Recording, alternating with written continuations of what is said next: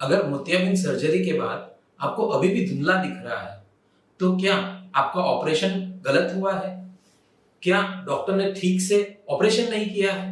बिल्कुल नहीं। धुंधला दिखना या ब्लर विजन के 6 कॉमन रीजन होते हैं और इनमें से ज्यादातर रीजंस बिल्कुल ही नॉर्मल होते हैं, लेकिन कुछ सिचुएशन ऐसी भी होती है जहां इग्नोर करना सही नहीं होता। इस वीडियो में मैं आपको बताऊंगा ब्लर विजन के रियल रीजंस, कौन से रीजन नॉर्मल होते हैं, कब आपको सीरियस होना जरूरी है और सर्जरी के बाद आप अनजाने में कौन सी मिस्टेक्स करते हैं। इसलिए इस वीडियो को एंड तक देखिए। नमस्ते दोस्तों, मैं हूं doctor Vineet Shah, eye surgeon from Urmil hospital Vapi. मैंने अब तक 2500 प्लस सक्सेसफुल मोतियाबिंद के ऑपरेशन किए हैं। आपको अगर जो कोई भी डाउट हो तो कमेंट्स में जरूर पूछिए, इनका जवाब मैं पर्सनली दूंगा। Normal healing process. सबसे पहले एक इंपॉर्टेंट बात समझ लीजिए, ऑपरेशन के बाद आंख को इंटरनली हील होने के लिए थोड़ा टाइम लगता है। भले ही कट एकदम छोटा ही क्यों ना हो, माइक्रोस्कोपिक लेवल पर उसका हीलिंग चालू रहता है। इस दौरान हल्का ब्लर विजन, थोड़ी सी लाइट सेंसिटिविटी, कभी कभी ग्लेयर दिखना बिल्कुल नॉर्मल होता है।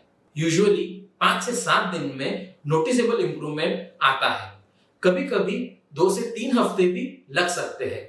इस स्टेज पर पैनिक होने की कोई जरूरत नहीं है। दूसरा कॉमन रीजन होता है कॉर्नियल स्वेलिंग, यानी आंख के ब्लैक पार्ट में हल्की सी सूजन। ये देखा जाता है hard cataract cases, mature cataracts में, एल्डरली पेशेंट में, हाइपरमेट्रोपिक आईज जिसमें ऑपरेशन करने की जगह बहुत कम होती है, या तो फिर कॉम्प्लिकेटेड कैटरैक्ट सर्जरी में। इसके वजह से विजन थोड़ा ब्लर रह सकता है। गुड न्यूज क्या है? रेगुलरली 1 से 2 हफ्ते ड्रॉप्स डालने पे ये सूजन कम हो जाती है और विजन नॉर्मल हो जाती है। एक और प्रैक्टिकल रीजन, ऑपरेशन के तुरंत बाद फाइनल विजन फिक्स नहीं होता। 3 से 4 हफ्ते तक नंबर में चेंजेस आ सकते हैं, इसीलिए फाइनल चश्मे का नंबर 3 से 4 हफ्ते के बाद दिया जाता है। इस ड्यूरेशन में हल्का ब्लर दिखना बिल्कुल ही नॉर्मल ऑप्टिकल एडजस्टमेंट है। Posterior capsular opacification. मान लीजिए ऑपरेशन के बाद आपका विजन बिल्कुल क्लियर था, मगर कुछ महीनों या सालों के बाद फिर से ब्लर दिखने लगता है। आप सोचने लगते हैं फिर से मोतियाबिंद आ गया क्या? बिल्कुल नहीं। इस कंडीशन को हम पीसीओ कहते हैं। आंख के लेंस के पीछे एक पतला सा पर्दा जम जाता है। अब जानते हैं इसका ट्रीटमेंट क्या होता है। Treatment is very simple. एक लेजर प्रोसीजर होता है जिसमें सिर्फ 2 से 3 मिनट लगते हैं। आंख में ना कोई सुई लगती है, ना कोई पेन होता है, और प्रोसीजर के बाद तुरंत आपको क्लियर दिखने लगता है। रेटिना या मैक्युला प्रॉब्लम। अगर जो आपको ऑपरेशन से पहले डायबिटीज हो, रेटिनल डिजीज हो, मैक्युलर डिजेनरेशन हो या ग्लोकोमा हो, तो ऑपरेशन के बाद भी एकदम क्रिस्प क्लियर विजन नहीं मिलता, क्योंकि सर्जरी लेंस को क्लियर करती है, रेटिना को क्लियर नहीं करती। कभी कभी ऑपरेशन के बाद पर्दे में थोड़ी सूजन भी आ सकती है, जिसको हम लोग ड्रॉप्स के साथ ठीक कर सकते हैं।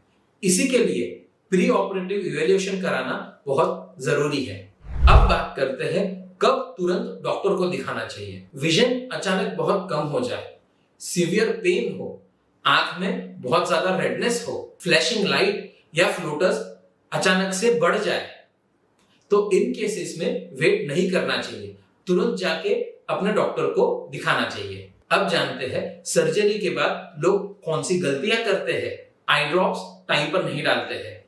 आई ड्रॉप्स को अपने आप से ही बिना डॉक्टर के एडवाइस के ही बंद कर देते हैं। फॉलोअप अपॉइंटमेंट मिस करते हैं।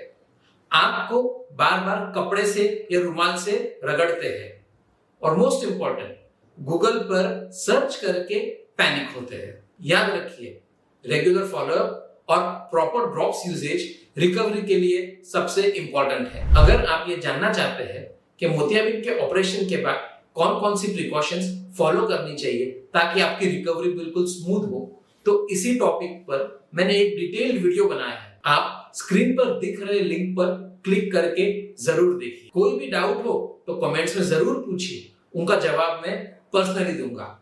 स्वस्थ रहे, खुश रहे, धन्यवाद।